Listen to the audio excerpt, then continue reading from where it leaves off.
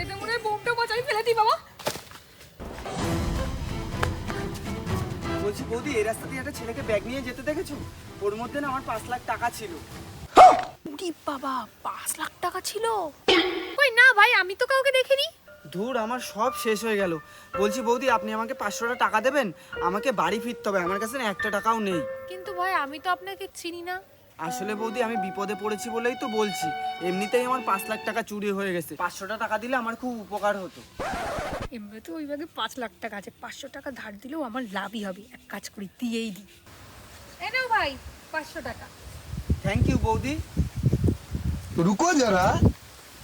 আজকে আমার 5 লাখ টাকা লাভ হয়ে গেল, মজাই মজা। চলো সকাল সকাল 5 লাখ। पैसा ही पैसा होगा। लेकिन ये साला कर क्या रहा है यहाँ पे?